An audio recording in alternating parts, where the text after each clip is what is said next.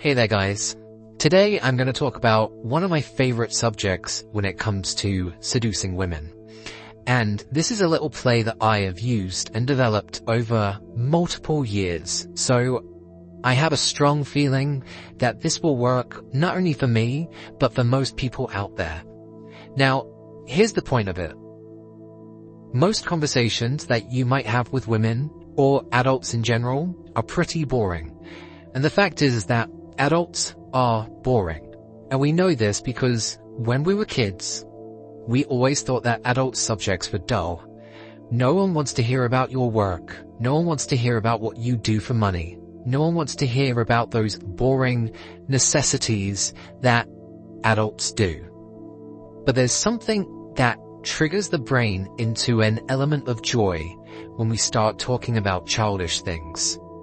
And so I call this the Peter Pan effect, but the main element of it is utilizing that feeling of when you were a child and playing games on the playground.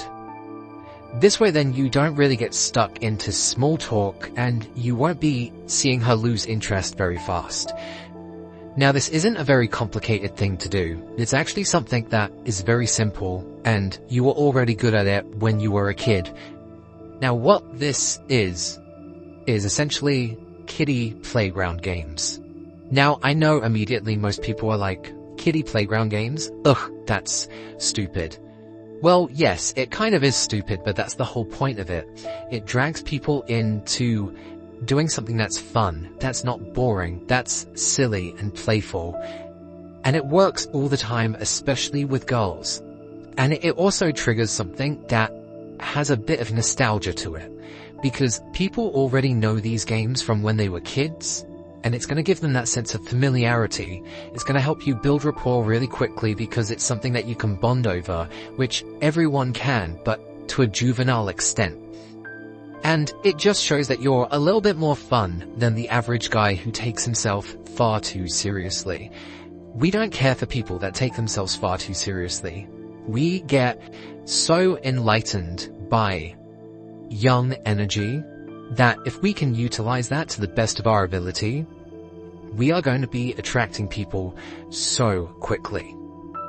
Now, the reason why most guys fail at this is because of two things, okay? They're trying to be too serious and too logical, which makes the conversation feel like an interview. And the other thing is, guys try to impress, which is stupid. You don't need to impress her, okay? She'll get bored, she'll check out, and suddenly you're left by yourself, and you're just another guy in the friend zone.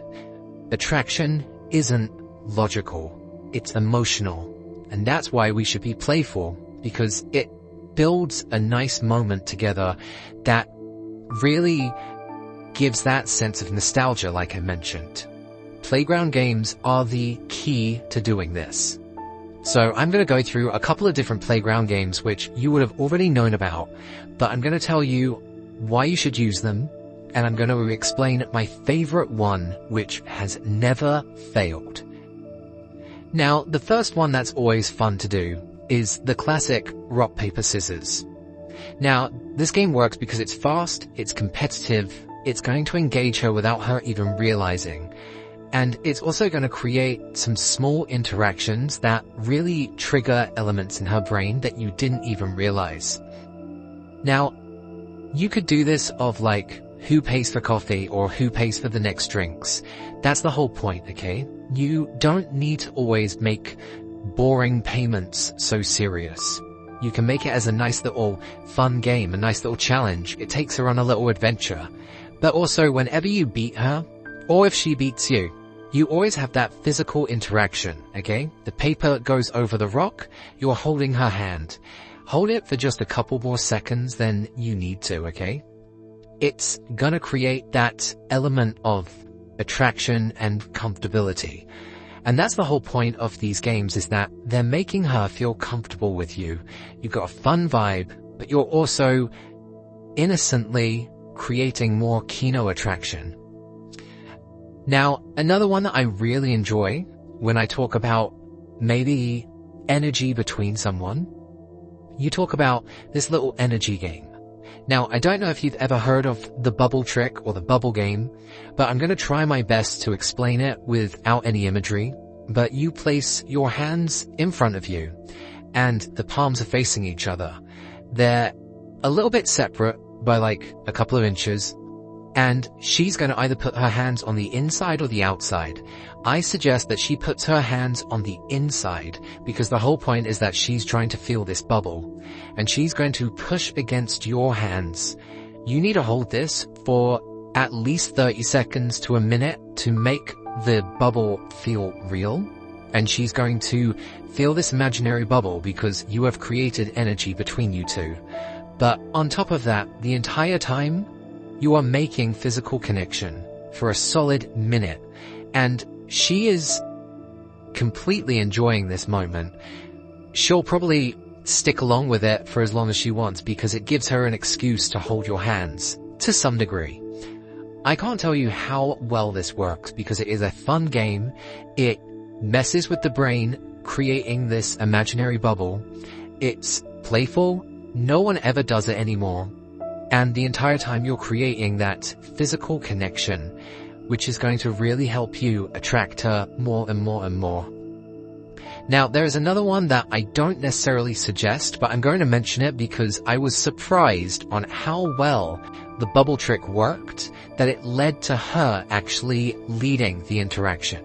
And that's when I knew that she was definitely invested. So she then started saying, "Oh, did you ever do things like pat a cake?" Now, I don't really care for these kind of games. They are more girly, but I'm always up for a challenge. So you learn the pattern, and of course you keep on high-fiving and touching each other's hands and stuff. And the whole point is that you go faster and faster and faster. Now, if you play along with this, you're interacting with her for a solid 2 to 3 minutes. And you can keep on playing along with this as much as you want. In fact, if you wanted to take it a step further, you could then start saying, "Let's create a secret handshake." And that way then, if you decide to leave her and then you come back, you've got a secret handshake which gives her a little bit more connection. You've created a story together. And that is so fun and playful because, again, it's something that children do. It hits that nostalgia, and it gives you guys a little secret. It gives you that secret message that no one else understands. And that is so, so attractive because secrets are just fun. Girls love them, and you can be part of that story. If anybody else is like, "Oh, what's the secret handshake?" we have to be like, no, it's just for us, okay? It's just a secret thing that we share. And she is going to be so attracted to you because you're standing out from everybody else. And she is going to go along and play with it. Now, my very last one is a little bit controversial because I've told my friends about this, I've told some of my clients about this, and they always get nervous of what I am about to say. Now, I think that this particular game is the best playground physical game. And what is amazing is that you can use this to escalate into a kiss if you have not done so already. So, what the game is the classic thumb war. Now, if you start talking about different kiddie games and you say, "Do you know what? I was a master at thumb wars," there is not a single person that can resist that challenge. They will want to beat you at thumb wars immediately. So, how the play works is you then initiate the thumb war. You do your whole little poem of 1, 2, 3, 4, I declare a thumb war, and then just before it kicks in, you put your other hand over the entire game. And you say, "Wait, before we kick this off, whoever wins is going to get a prize." And she's going to say, "What's the prize?" And you say, no, it doesn't matter.